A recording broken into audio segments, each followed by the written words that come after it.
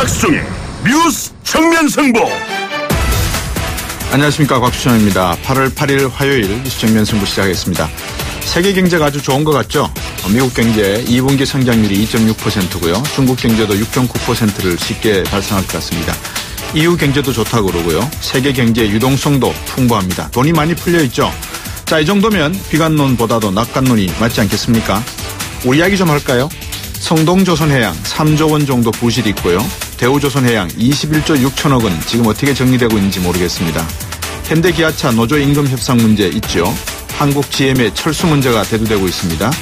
여기에 아직 교역량 증가가 한국 조선 산업에 그다지 큰 영향을 주지 못하는 모양입니다. 중국의 전기자동차 시장에서 우리가 설 자리가 크지 않다는 점, 가까운 미래에 우리 한국 자동차 산업이 어떻게 될까요? 우리 중공업 상황이 어떻게 될까요? 소득주도 성장의 사람 중심 경제, 비정규직의 정규직화, 최저임금의 인상, 5, 60대 인생의 산모작 패키지 지원, 11만 6천 원 훈련 장려금 지원, 대학 입학생 수는 20년 이내에 30만 명으로 감소한다고 합니다. 인구 변화와 경제 이야기를 하는 겁니다. 부동산 시장과 금리 및 통화 시장의 상관관계를 아시고 계십니까? 한반도의 미래 속 미국과 중국이 어떻게 패권이 변할까요? 생각해 보셨습니까? 이런 주제들이 우리 주변을 떠돌고 있는 것 같습니다. 3년, 5년짜리 정책보다 이제 30년, 50년을 했으면 합니다. 생각 좀 하고 살아가야겠지요. 100년 뒤에 우리가 어떻게 다를까요? 나라 지도자가 바뀌고 이 땅에 살아가는 사람들이 각각 다를 것이기 때문입니다. 미래의 우리들에게, 우리 미래들에게 부끄럽지 않는 그런 세상을 만들었으면 합니다.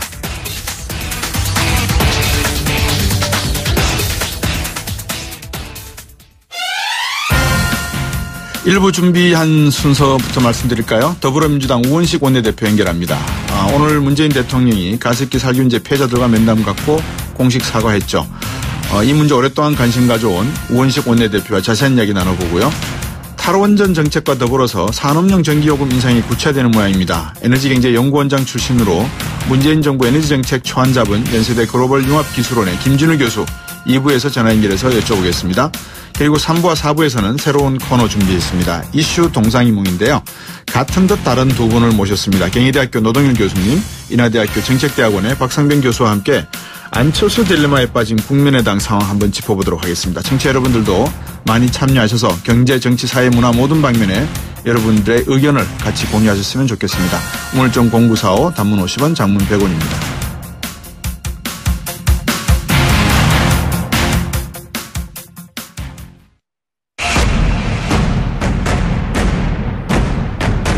곽수정의 뉴스 정면 승부. 오늘 첫 번째 인터뷰 만나볼 분 바로 더불어민주당의 우원식 원내대표십니다. 내일 가습기 살균제 피해 구제를 위한 특별법 시행 앞두고 있고요. 오늘 청와대에서는 문재인 대통령과 가습기 살균제 피해자들의 면담이 있었다고 합니다. 우원식 원내대표도 참석을 해서요. 어떤 내용이 오갔는지 한번 들어보고 초고소득자 증세 문제, 부동산 대책 문제, 탈원전 에너지 전환 정책 등 입법까지 지금 쌓여있지 않습니까? 야당과 어떻게 협치해야 하실지 원내대표시니까 상당히 좀 안이 있으실 것 같습니다. 직접 들어보시겠습니다. 안녕하십니까? 네, 안녕하세요. 우원식입니다. 예, 이제 9월 되면 또 정기국회가 열리고 많이 준비하시느라 바쁘시겠습니다. 네, 그렇습니다. 예, 오늘 청와대에서 가습기 살균제 피해 가족들과 대통령도 만나셨는데, 네. 우원식 원내대표도 참석하셨죠? 네, 그렇습니다. 오늘 문재인 대통령 이야기를 들으면 정부 책임을 인정하고 사과했다 이런 이야기로 말씀을 드릴 수 있는데 어떤 의미로 드려야 되겠습니까? 이 가습기 살균제 피해 문제는 이 네. 사망자만 해도 지금 거의 1000명에 가까울 정도로 그렇죠. 대형 재난에 가까운 사건 아닙니까? 예. 이 사고의 원인이 기업의 탐욕에 의한 것이지만 네. 그 피해를 마땅히 예방하고 피해 발생을 최소화할 이 국가도 예. 그 의무를 다하지 못했습니다. 네. 그래서 이 사건이 최초로 알려진 2011년부터 예. 두 정부를 겪었지만 어떤 정부도 그런 국가의 책임을 인정하지 않고 사과도 하지 않았죠. 예. 그런데 이번에 문재인 대통령의 사과는 책임 회피에만 급급했던 지난 두 정부와는 다르게 국가의 의무를 소홀히 했다는 걸 인정하고 네. 그리고 피해자 구제 및 재발 방지 대책에 확실한 약속을 했다는 점에서 네. 국가의 존재 이유를 다시 한번 보여줬다 이렇게 말할 수 있겠습니다. 예, 방금 말씀해 주셨지만 정말 이게 하나의 새로운 전환점이 됐으면 하는 생각이 강한데요. 네. 오늘 보건복지부나 질병관리본부에서도 여기에 대한 내용이나 뭐 좀 이야기가 나온 게 있습니까? 보건복지부는 아니고요. 환경부 장관이 참석을 했고요. 예. 이 일에 지금 주무부처가 환경부거든요. 아, 그렇군요. 네, 환경부 장관도 오늘 피해자들 이야기 쭉 듣고 예. 또 그동안 여러 차례 만나오면서 이 문제에 대해서 앞으로 정부가 확실히 책임을 지고 빨리 해결해 나갈 수 있도록 여러 가지 조치를 취해 나가겠다 이렇게 말을 했죠. 예. 아, 그러니까 이 부분이 환경부라고 하시니까 환경부가 이 부분을 어떻게 관리를 하는 겁니까? 그러니까 앞으로 이 문제를 해결해야 될 부분이 많거든요. 예.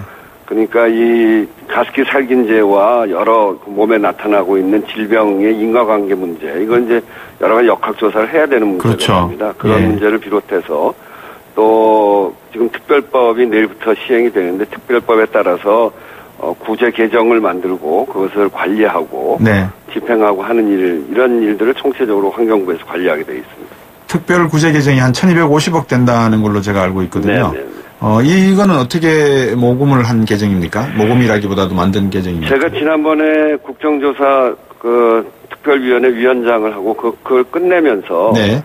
관련 기업들이 여러 곳이 있습니다. 네. 한 18개 기업 정도 되죠. 예, 원료 물질도 있고 제조한 예. 회사도 있고 예. 또 판매한 데도 있고 이렇기 때문에 그런 회사들에게 책임을 저희들이 판단을 하고 네. 그 기업들과 많은 그 논의를 거쳐서 네. 책임 비율을 정했고요. 네. 그 책임 비율에 따라서 구제 계정을 설치를 하면서 거기에 맞춰서 이렇게 모금하는 형식으로 네. 그렇게 구성이 된 겁니다. 그러면 그 40개 넘는 기업들 그리고 그중에서 18개로 취약을 하신 걸로 알고 있는데 네. 그 기업들이 모두가 다 인과관계에 대해서 어느 정도가 아니라 다 정부 쪽의 어떤 그런 문제점 제기를 다 인정한 걸로 받아들여도 되겠습니까? 되게 그렇다고 봐야죠. 네. 그렇기 때문에 이제 비율을 정하는 데 있어서 네. 인과관계의 책임만큼 비율에 참여를 한 것이죠. 네.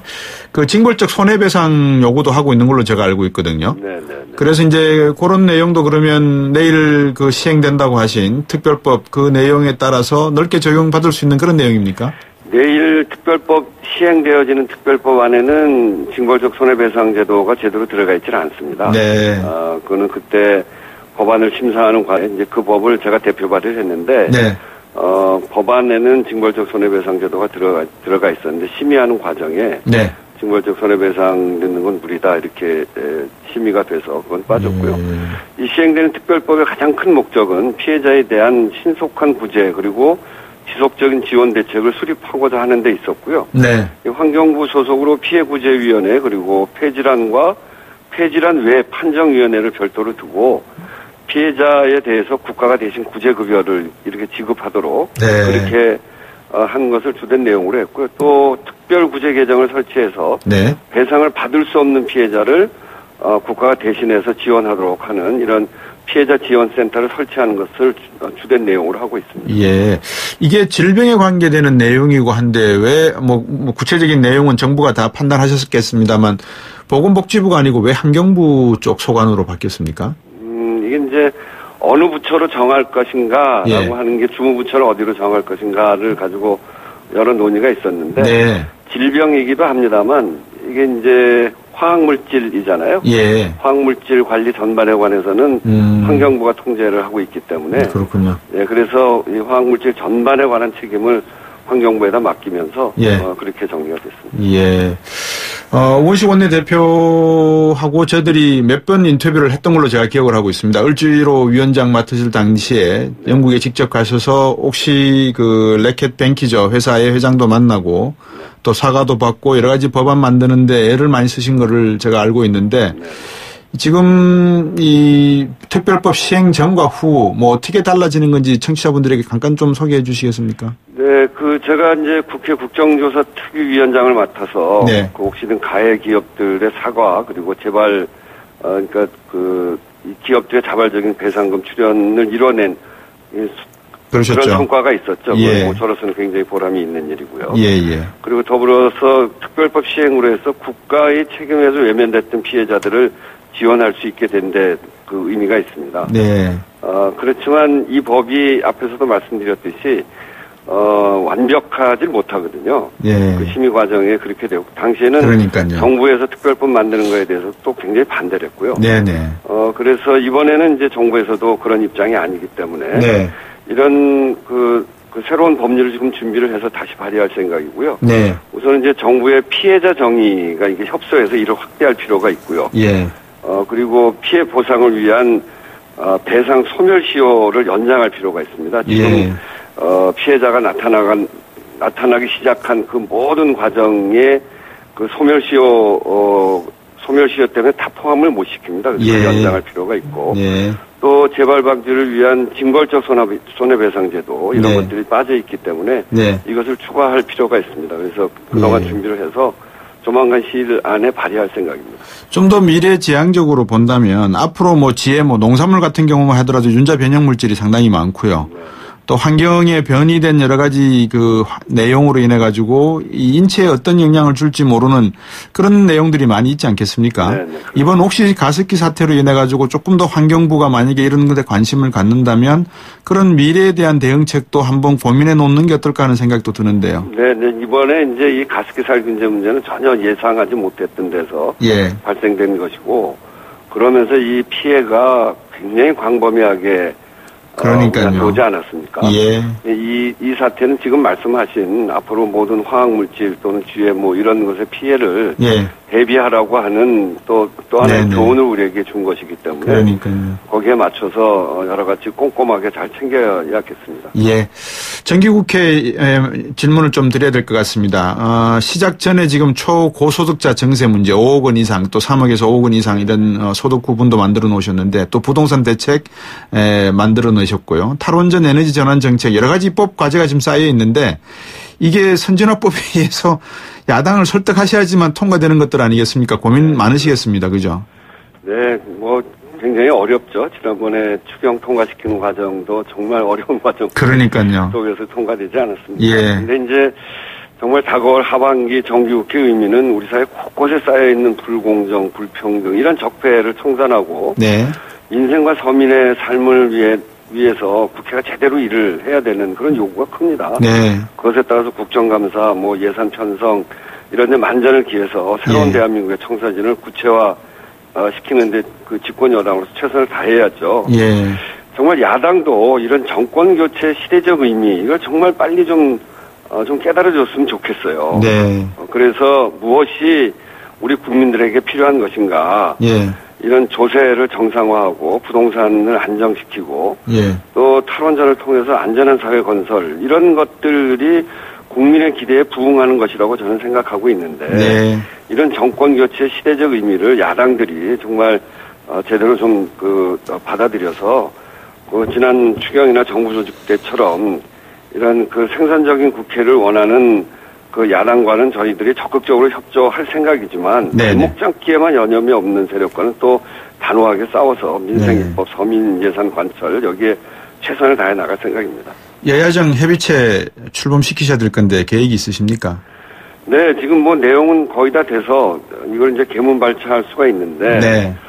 지금 이제 야당이 정의당 참여 문제를 놓고 저렇게 반대들을 하고 있거든요.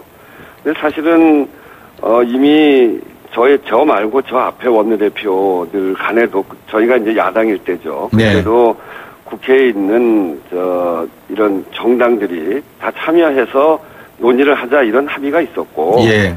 그래서 이 교섭단체만으로 한정하자라고 하는 것은 협치에도 어긋나는 정신이기 때문에 네. 정의당 참여 문제에 대해서 야당들이 좀 불필요하게 이렇게 막을 것이 아니라 전향적인 태도를 보여야 된다 이렇게 생각합니다. 예. 그렇군요. 정의당 문제가 좀 약간 협의체 만드는데 좀 그렇겠네요. 말씀들이 있겠네요. 앞으로 서민 증세는 대통령께서도 말씀하셨습니다만 없다라고 하셨으니까 이 정말 없는 걸로 알아도 되겠죠? 네, 그렇게 하셔도 됩니다. 대통령께서 이야기하셨고 저희도 수차례 이야기했고요. 예. 그리고 100대 과제 하는데 들어가는 비용은 네. 대개는 박근혜 정부에서 그동안 세수나 네. 세출의 문제를 아주 보수적으로 하는 바람에 예.